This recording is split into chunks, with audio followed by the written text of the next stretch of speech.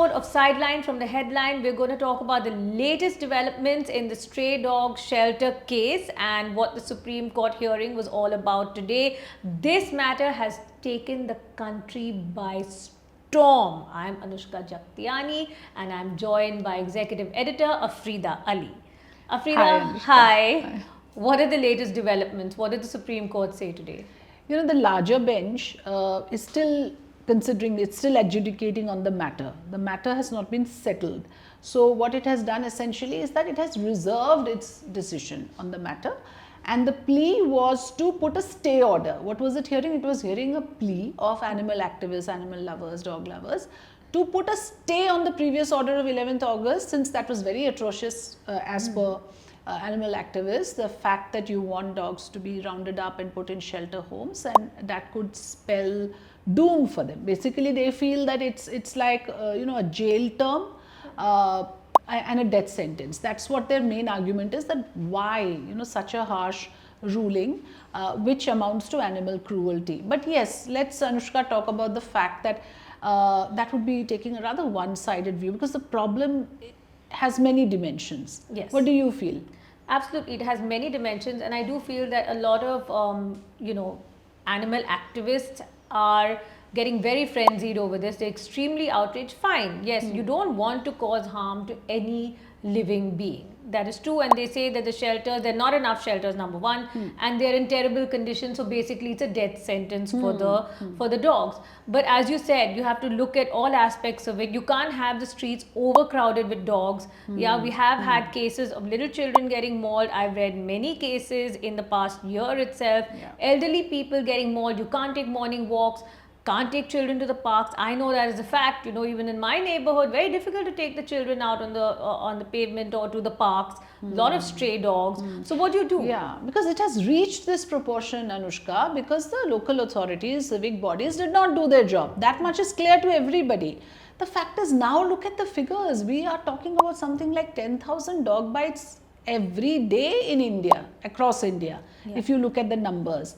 It's a very disturbing figure. So fact is that, well, thus far no further. Up to a certain point, perhaps it was okay. It was like great to have community dogs and everybody welcomed it. But if their numbers increase exponentially to become this sort of a monstrous issue that now people can't take walks around, and of course dogs are territorial, they have an aggressive streak, just like humans do. I mean, there are those. But then the fact is that public spaces are sacrosanct. You can't, for dog lovers, I would say, if there are as many of them as I see now, if they form support groups and if they start really actively following it up with civic bodies to get them sterilized and get them neutered, and if you take up that agenda in the right earnest, this problem would have been solved. Yeah. The issue is, you want to be an animal lover, you don't want to be a caregiver. Exactly. Then it becomes an indulgence. I mean, for your indulgence of having what is a very pleasant experience for you, maybe an eyesore for another person. They are also part of the community who fear dogs. I mean, I for one are petrified of stray dogs. Anushka, to be honest, honestly. I'm very afraid of stray dogs. So with two people who are petrified of dogs having this discussion, people are going to say it's a very biased audience. But no, I don't want to cause any harm. I do feel sorry when you see hungry dogs on the road. Of course, I myself have fed stray dogs, though I am a little scared. So a lot of the animal lovers and activists say that look at the amount of bites in proportion to our total population, or look at the amount of children being mauled. It's a stray case here and there. But what I say is, even if it's one case in the entire country of a 3-year-old or a 7-year-old being mauled and killed by a pack of stray dogs, it's enough to take action. Imagine if it was your child or your elderly father who was attacked like this. Of course, you'd want to take action. Yeah, the numbers are disturbing, and therefore we cannot wish it away. It will not help to dodge, deny, dismiss and say, no, we don't want this order, and we can't just go back to status quo and behave business as usual. A solution is required. I was having some guests yesterday in my program who said that, the solution here is bigger than the problem. The cure is bigger than the disease. This is not a cure. I agree. I mean, of course, in all fairness, I'm not a out and out dog lover, but I like them in terms of the fact that, from a distance, I don't want, I'm not somebody who will engage with a dog like some people do. But I also found myself, there was this dog in my previous office who would be always lying on the steps. I almost wanted to pet him, even though I'm not somebody who usually does that, because I developed that affection. Dogs are very lovable that way. Yes. Every day you see him as I enter office and as I exit. So then for a moment it struck me that how would I feel if he was rounded up and taken to a shelter? Obviously it was. So I can understand the sentiment of dog lovers.